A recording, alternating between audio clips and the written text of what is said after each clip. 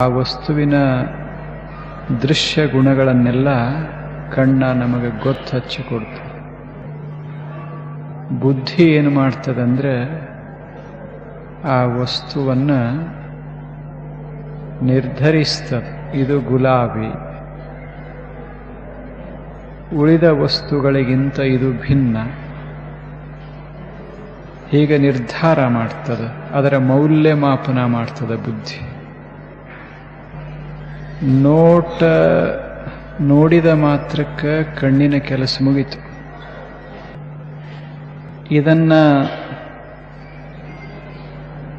ಇದರ ಸ್ವರೂಪವನ್ನು ನಿರ್ಧರಿಸಿದಾಗ ಬುದ್ಧಿಯ ಕೆಲಸ ಮುಗಿತು. ಹೃದಯ ಏನು ಮಾಡ್ತದಂದ್ರೆ ಅನುಭವಿಸ್ತದೆ. ಬರೇ ನೋಡಿದರೂ ಕೂಡ ಅಲ್ಲಿಗೆ ಮುಗಿಲಿಲ್ಲ, ಬರೀ ತಿಳಿದುಕೊಂಡ ಮಾತ್ರಕ್ಕೂ ಮುಗಿಲಿಲ್ಲ. ಬದುಕಿನ ಮೇಲೆ ಪರಿಣಾಮವಾಗಬೇಕಿತ್ತು ಅಂದ್ರೆ ಅನುಭವಿಸಬೇಕಾಗ್ತದೆ. ಯಾವಾಗ ಅನುಭವಿಸ್ತೇವೆ ಆವಾಗ ಆ ಹೂವಿನ ಸಂಪೂರ್ಣ ಜ್ಞಾನ ನಮಗಾಯಿತು ಅಂತದರ ಅರ್ಥ. ಮೂರು ಅಂಶಗಳು ಬೇಕಾಗ್ತವೆ. ಕಣ್ಣು ನೋಡದೇ ಇದ್ರೆ ಅನುಭವಿಸ್ಲಿಕ್ಕಾಗೋದಿಲ್ಲ. ಬುದ್ಧಿ ಇದನ್ನು ನಿರ್ಧಾರ ಮಾಡದೇ ಇದ್ರೂ ಅನುಭವಿಸ್ಲಿಕ್ಕಾಗೋದಿಲ್ಲ. ಆದರೆ ಬರೀ ನೋಟದಿಂದ ಅನುಭವ ಆಗೋದಿಲ್ಲ, ಬರೀ ಬುದ್ಧಿಯಿಂದಲೂ ಅನುಭವ ಆಗೋದಿಲ್ಲ. ಅನುಭವನೇ ಆಗಬೇಕಾಗಿತ್ತು ಅಂದ್ರೆ ನೋಡಿದ ನೋಟ ಹೃದಯವನ್ನು ಸ್ಪರ್ಶ ಮಾಡಬೇಕು. ತಿಳಿದುಕೊಂಡಂಥ ಆ ಜ್ಞಾನದ ತುಣುಕ ಹೃದಯದೊಳಗೆ ಇಳಿಬೇಕು, ಬೀಳಬೇಕು. ಆ ಕ್ಷಣಕ್ಕೆ ಆ ವಿಚಾರದ ಆ ವಸ್ತುವಿನ ಅನುಭವ ಉಂಟಾಗ್ತದೆ, ಸುಖ ಅನುಭವ ಉಂಟಾಗ್ತದೆ. ಇದೊಂದು ಹೂವಿನ ಸೌಂದರ್ಯ ನಾ ಅನುಭವಿಸ್ತೇನೆ. ಯಾಕೆ?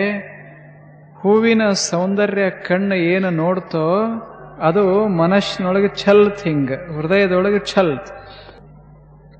ಚೆಲ್ಲಿದ ಬಳಿಕ ಕಣ್ಣ ಕೃತಾರ್ಥ ಆತು.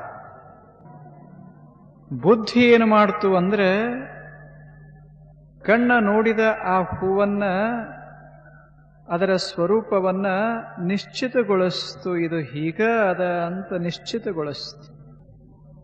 ಉಳಿದ ಅನೇಕ ಹೂಗಳೊಂದಿಗೆ ಅದನ್ನು ಹೋಲಿಸಿ ಇದರ ಮೌಲ್ಯ ಮಾಪನ ಮಾಡ್ತು. ಹಾಗ ಮಾಡಿ ಏನು ಮಾಡ್ತು ಅಂದ್ರೆ ಅದನ್ನ ಹೃದಯದೊಳಗೆ ಬಿಟ್ಟು. ಯಾವಾಗ ಹೃದಯದೊಳಗೆ ಎರಡು ಮುಖದಿಂದ ವಸ್ತು ಬಂದು ಬಿತ್ತೋ ಆ ಕ್ಷಣಕ್ಕೆ ಹೃದಯ ಅನುಭವಿಸ್ತು. ಇಲ್ಲಿಗೆ ನೋಟ ಪೂರ್ಣ ಆತು, ಇಲ್ಲಿಗೆ ತಿಳುವಳಿಕೆ ಪೂರ್ಣ ಆತು. ಆವಾಗ ಪೂರ್ಣ ಆತು. ಬರೇ ನೋಡಿದ ಮಾತ್ರಕ್ಕೆ ಪೂರ್ಣ ಆಗಲಿಲ್ಲ, ಬರೇ ತಿಳಿದ ಮಾತ್ರಕ್ಕನೂ ಪೂರ್ಣ ಆಗಲಿಲ್ಲ. ಇದು ಬಹಳ ಮಹತ್ವದ ಅಂಶ. ಹಾಗ ಧರ್ಮವನ್ನ ನೋಡಿದ ಮಾತ್ರಕ್ಕಾಗಲಿ, ಧರ್ಮವನ್ನ ತಿಳಿದ ಮಾತ್ರಕ್ಕಾಗಲಿ ಅದು ಪೂರ್ಣ ಆತು ಅಂತಿಲ್ಲ. ತತ್ವಗಳ ಬಗ್ಗೆ ಚಿಂತನೆ ಮಾಡಿದ ಮಾತ್ರಕ್ಕೆ ಪೂರ್ಣ ಆತಂತಿಲ್ಲ. ಜಗತ್ತನ್ನೆಲ್ಲ ತಿರುಗಾಡಿ ನೋಡಿದ ಮಾತ್ರಕ್ಕೆ ಪೂರ್ಣ ಆತಂತಿಲ್ಲ. ಕಣ್ಣ ಸಮಸ್ತ ಜಗತ್ತನ್ನು ನೋಡ್ತದೆ. ಬುದ್ಧಿ ತತ್ವದ ಇತಿಮಿತಿಗಳನ್ನು ಗುರುತಿಸ್ತದೆ. ಆದರೆ ಸುಖ ಉಂಟಾಗೋದು ಮಾತ್ರ ಹೃದಯ ಸ್ಪರ್ಶ ಆದಾಗ. ಹಾಗ ಈಗ ಪ್ರವಚನ ಅಂತದ ಕೇವಲ ಕೇಳದೇವಿ ಅಂದ್ರೆ ಕಿವಿಯ ಕೆಲಸ ಆತಷ್ಟೆ. ಸರಿಯಾಗಿ ಶಬ್ದದ ಅರ್ಥವನ್ನೆಲ್ಲ ಸರಿಯಾಗಿ ತಿಳ್ಕೊಂಡೇವಿ ಅಂದ್ರೆ ತಲೆಯ ಕೆಲಸ ಆತ. ಆದರೆ ತಲೆಯ ಕೆಲಸ ಆದ ಮಾತ್ರಕ್ಕೆ, ಕಿವಿಯ ಕೆಲಸ ಆದ ಮಾತ್ರಕ್ಕೆ ಪ್ರವಚನ ಅಥವಾ ಶ್ರವಣ ಪೂರ್ಣ ಆತಂತಿಲ್ಲ. ಪೂರ್ಣ ಯಾವಾಗಪ್ಪ ಆಗೋದು ಅಂದ್ರೆ ಕೇಳಿದ ಮಾತುಗಳೆಲ್ಲ ಹೃದಯಕ್ಕೆ ಹೋಗಬೇಕು, ಗೊತ್ತಾದ ವಿಚಾರಗಳೆಲ್ಲ ಹೃದಯಕ್ಕೆ ಹೋಗಬೇಕು. ಅಲ್ಲಿ ಹೋಗಿ ಸಂತೋಷ ಸಂತೋಷದ ಭಾವನೆಗಳು ಆ ವಿಚಾರವನ್ನ, ಆ ಶಬ್ದಗಳನ್ನ ಸುತ್ತುವರಿಬೇಕು, ಅದನ್ನ ಮೆತ್ತಬೇಕು. ಆ ಕ್ಷಣಕ್ಕೆ ಅದು ಪೂರ್ಣ ಆಗ್ತದೆ. ಅನುಭವಿಸೋದನ್ನ. ಹಾಗ ಶಾಂತಿಯನ್ನ ಅನುಭವಿಸಬೇಕಾದರೆ ಕೇವಲ ಶಾಂತಿ ಏನು ಅಂತ ಗೊತ್ತು ಮಾಡಿಕೊಂಡ್ರಾಗುವುದಿಲ್ಲ. ಯಾರಿಗ್ ಗೊತ್ತಿಲ್ಲ ಶಾಂತಿ ಅಂದ್ರೆ ಏನು? ಬೇಕಾದಷ್ಟು ಅದರ ಮೇಲೆ ಗ್ರಂಥ ಬರಿಬಹುದು. ಶಾಂತಿ ಅಂದ್ರೆ ಏನು, ಇದರ ಮೇಲೆ ಗ್ರಂಥ ಬರಿಬಹುದು. ತಾಸು ತಾಸು ಅಲ್ಲ, ವರುಷ ಶಾಂತಿಯನ್ನ ಕುರಿತು ತಾತ್ವಿಕ ಚಿಂತನ ಮಾಡಬಹುದು.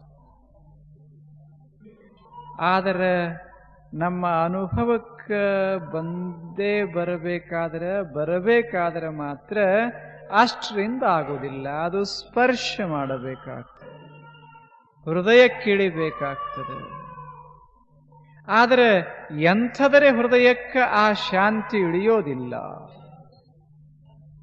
ಹೃದಯದಲ್ಲಿ ಶಾಂತಿ ಅದು ಇಳಿಬೇಕಾಗಿತ್ತು ಅಂದ್ರೆ ಹೃದಯ ರಸಪೂರ್ಣವಾಗಬೇಕಾಗ್ತದೆ. ರವೀಂದ್ರನಾಥ್ ಟ್ಯಾಗೋರ್ ಈಗ ದಾರಿಯಿಂದ ಹೊರಟಾರೆ. ಕಲ್ಕತ್ತಾದತ್ತ ಹೋಗವ್ರು ಶಾಂತಿನಿಕೇತನದಲ್ಲಿ ಅದಾರ.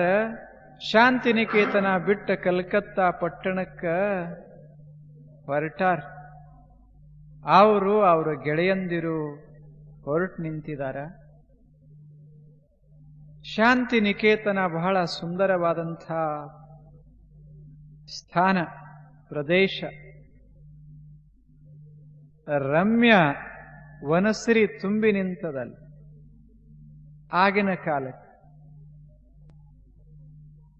ರವೀಂದ್ರನಾಥ್ ಟ್ಯಾಗೋರ್ ಬಹಳ ದೊಡ್ಡ ಕವಿ. ಬರೆದ ಕವಿ ಅಲ್ಲ, ಸೌಂದರ್ಯವನ್ನ ಆಸ್ವಾದನ ಮಾಡುವಂಥ ಮಹಾಕವಿ ರವೀಂದ್ರ. ಹಾದಿಯಿಂದ ಹೊರಟಾರ. ಮುಂದೆ ಎಲ್ಲ ಶಿಷ್ಯರು ಹೋಗ್ತಾ ಇದ್ದಾರೆ. ಹಿಂದೆ ರವೀಂದ್ರನಾಥ್ ಟ್ಯಾಗೋರ್ ಹೊರಟಾರ. ಸಾಯಂಕಾಲದ ವೇಳೆ ಆಗ್ಯದ. ಅವರು ಹೋಗಿ ಒಂದು ಸ್ಟೇಷನ್ ತಲುಪಬೇಕಾಗ್ಯದ. ಹಾದಿಯೊಳಗೆ ಹೋಗ್ತಾ ಇರುವಾಗ ದಾರಿಯ ಮಗ್ಲ ಒಂದು ಹೂ ಅರಳಿತ್ತು. ಒಂದು ಸಣ್ಣ ಹೂ ಅರಳಿತ್ತು. ಸಾಯಂಕಾಲದ ವೇಳೆ ಸೂರ್ಯ ಹೀಗೆ ಕೆಳಗೆ ಬಂದಿದ್ದ, ಸ್ವಲ್ಪ ಮರೆಯಾಗಿದ್ದ. ಒಳ್ಳೆ ಪರಿಸರ, ಎಲ್ಲಾ ಕಡೆ ಬೆಳಕ ಸುಂದರ ಸಾಯಂಕಾಲದ ರಜಾ ಬೆಳಕು ತುಂಬಿತ್ತು. ಆ ವಾತಾವರಣದಾಗ ಅದೇ ಆಗ ಸಾಯಂಕಾಲದ ಹೂವು ಅರಳಿತ್ತು. ಬೆಳಗಿನ ಹೂವು ಅಲ್ಲ, ಸಾಯಂಕಾಲದ ಹೂವು ಅರಳಿತ್ತು. ಆ ಹೂವು ಬಹಳ ವಿಶೇಷವಾಗಿತ್ತು. ಸಣ್ಣದೊಂದು ಲತೆಗೊಂದು ಸುಂದರ ಹೂವ. ಆ ಹೂವ ಕಣ್ಣಿಗೆ ಬಿತ್ತು. ರವೀಂದ್ರನಾಥ್ ಟ್ಯಾಗೋರ್ಗೆ ಕಣ್ಣಿಗೆ ಬಿತ್ತು. ನಿಂತು ನೋಡ್ಲಿಕ್ಕೆ ಪ್ರಾರಂಭ ಮಾಡಿದರು. Rabindranath Tagore had forgotten himself. Tagore ನಿಂತರು. ಶಿಷ್ಯರು ಅಲ್ಲಿ ದೂರ ಹೋಗಿ ನಿಂತರು. ಟ್ಯಾಗೋರ್ ನಿಂತರು. ಸೂರ್ಯ ಮುಳುಗದ. ಮಂದ ಪ್ರಕಾಶ ಎಲ್ಲಾ ಕಡೆ ಹರವಿತ್ತು. ಚಂದ್ರ ಮೇಲೆ ಬಂದ. ತಂಪಾದಂಥ ಗಾಳಿ ಬೀಸ್ತಿತ್ತು. ಹೂವ ಗಾಳಿಯೊಳಗೆ ಹೀಗೆ ಅಲಗಾಡ್ತಿತ್ತು. ರವೀಂದ್ರನಾಥ್ ಟ್ಯಾಗೋರ್ ಹೂವಿನ ಸೌಂದರ್ಯ, ಪರಿಸರದ ಸೌಂದರ್ಯದೊಳಗೆ ಮೈ ಮಗ್ನ ಆಗಿತ್ತು. ಅವ್ರದು ಕಣ್ಣ ತುಂಬಿತ್ತು ಸೌಂದರ್ಯದಿಂದ. ತಲೆ ಸೌಂದರ್ಯದಿಂದ ತುಂಬಿ ಹೋಗಿತ್ತು. ಹೃದಯ ಎಲ್ಲ ಸೌಂದರ್ಯ ಪೂರ್ಣವಾಗಿತ್ತು. ಕವಿಯ ಹೃದಯದೊಳಗ ರಸಭಾವ ಇತ್ತು, ರಸ ಇತ್ತು. ಹೊರಗೆ ಸೌಂದರ್ಯ ಇತ್ತು. ಯಾವಾಗ ಸೌಂದರ್ಯ ಒಳಗೆ ಹೋಗಿ ರಸದ ಹೃದಯದಾಗ ಬಿತ್ತೋ ಆನಂದ ಉಕ್ಕುತು. ಮನುಷ್ಯಾಗ ಆನಂದ ಯಾವಾಗ ಆಗುತ್ತದಂದ್ರೆ ಒಳಗ ರಸ ಹೊರಗ ಸೌಂದರ್ಯ ಎರಡು ಮಿಶ್ರ ಅದು ಅಂದ್ರೆ ರಸ ಇದು ಆನಂದ ರೂಪ ತಾಳ್ತದೆ. ರವೀಂದ್ರನಾಥ್ ಟ್ಯಾಗೋರ್ ಕೆಲ ನಿಮಿಷಗಳ ಕಾಲ ನಿಂತಿದ್ರು. 20, 30, 40 1 ಗಂಟೆ ನಿಂತುಕೊಂಡಿದ್ರು. ಕಣ್ಣಿನಿಂದ ಆನಂದ ಬಾಷ್ಪ ಸುರ್ಯಾಕತ್ತಿತ್ತು. ಒಬ್ಬ ಶಿಷ್ಯ ಬಂದು ಹೇಳ್ದ, ಗುರುಗಳೇ, ಗುರುದೇವರೇ, ಅಲ್ಲಿ ವಾಹನ ತಮಗಾಗಿ ಕಾಯ್ತಾ ಇದೆ ಅಂತ ಹೇಳ್ದ.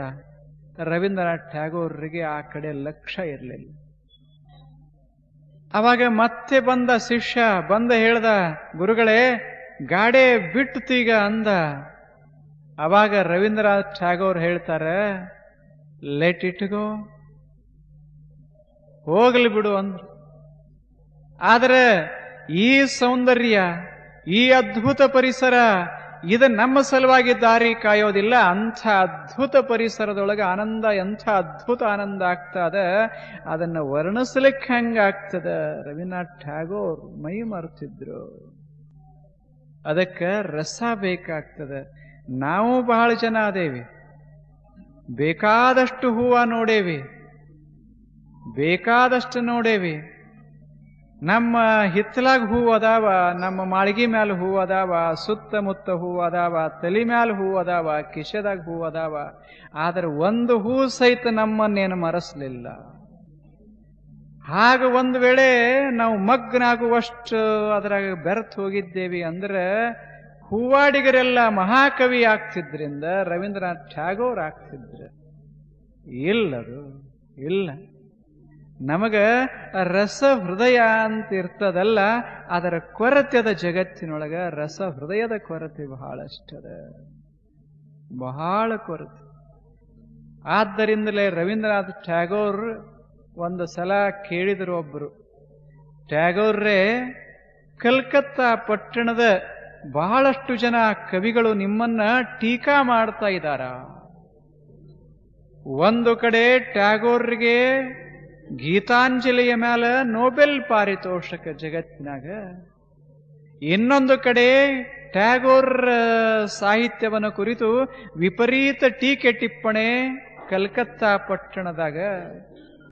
ಅವಾಗ ಆ ಸಾಹಿತಿಗೆ ರವೀಂದ್ರನಾಥ್ ಟ್ಯಾಗೋರ್ ಒಂದು ಹೇಳಿದರು. ಸಾಹಿತಿ ಹೇಳ್ದ, ಗುರುಗಳೇ, ಇಷ್ಟೆಲ್ಲ ಜನ ಟೀಕಾ ಮಾಡ್ತಾ ಇದ್ದಾರ, ಅನೇಕ ದಿನಗಳಿಂದ ತಿಂಗಳುಗಳಿಂದ ಟೀಕೆ ಮಾಡ್ತಾ ಇದ್ದಾರ, ತಾವು ಒಂದಿಷ್ಟು ಉತ್ತರ ಕೊಡಿ ಅಂದ. ಆವಾಗ ಟ್ಯಾಗೋರ್ ಹೇಳ್ತಾರ, ಅವ್ರಿಗೆ ಉತ್ತರ ಕೊಟ್ಟು ತಲೆ ಕೆಡಿಸಿಕೊಳ್ಳೋದಕ್ಕಿಂತ ಇಂಥ ಸೌಂದರ್ಯ ನೋಡಿ ಸಂತೋಷ ಪಡಬಾರ್ದ ಯಾಕೆ ಮನುಷ್ಯ? ಭಾವ ಹೆಂಗದ? ರಸ ಅದ, ರಸಭಾವ ಅದ. ಯಾವ ವಿಮರ್ಶಕನೂ ಶಾಶ್ವತವಾಗಿರೋದಿಲ್ಲ. ಜಗತ್ತಿನಾಗ ಒಬ್ಬ ಕವಿ ಶಾಶ್ವತನಾಗಿರ್ತಾನ. ಎಂಥ ಮಧುರ ಹೃದಯ! ಇಂಥ ಹೃದಯ ಸಾದಾ ಸೌಂದರ್ಯ ಆಸ್ವಾದನ ಮಾಡಕ್ಕಿಂಥ ಹೃದಯ ಬೇಕಂದಾಗ ಇನ್ನ ಪರಮ ಶಾಂತಿಯನ್ನು ಅನುಭವಿಸಬೇಕಾದ್ರೆ ಹೃದಯ ಎಷ್ಟು ರಸಪೂರ್ಣ ಇರಬೇಕಾಗ್ತದೆ. ಹೃದಯದಲ್ಲೇ ರಸ ತುಂಬಬೇಕಾಗ್ತದೆ. ಆದರೆ ಹೃದಯದ ರಸ ಉಕ್ಕಬೇಕಾತು ಅಂದ್ರೆ ಅದಕ್ಕಷ್ಟು. ಈ ವಿಡಿಯೋ ಇಷ್ಟವಾದಲ್ಲಿ ಸಬ್ಸ್ಕ್ರೈಬ್ ಬಟನ್ ಒತ್ತಿ ನಮ್ಮ ನಾಡನುಡಿ ಚಾನಲ್ ಅನ್ನು ಸಬ್ಸ್ಕ್ರೈಬ್ ಮಾಡಿಕೊಳ್ಳಿ. ಲೈಕ್ ಕೂಡ ಮಾಡಿ, ಶೇರ್ ಕೂಡ ಮಾಡಿ. ಗೆಳೆಯರ ಜೊತೆ ನಾಡನುಡಿ ಚಾನಲ್ ವತಿಯಿಂದ ಹೊಸ ವರ್ಷದ ಹಾರ್ದಿಕ ಶುಭಾಶಯಗಳು. 2018 ತಮ್ಮ ಜೀವನದಲ್ಲಿ ಹೊಸ ಹರ್ಷವನ್ನು ತುಂಬಲಿ ಅಂತ ಹಾರೈಸುತ್ತೇವೆ. ಧನ್ಯವಾದ.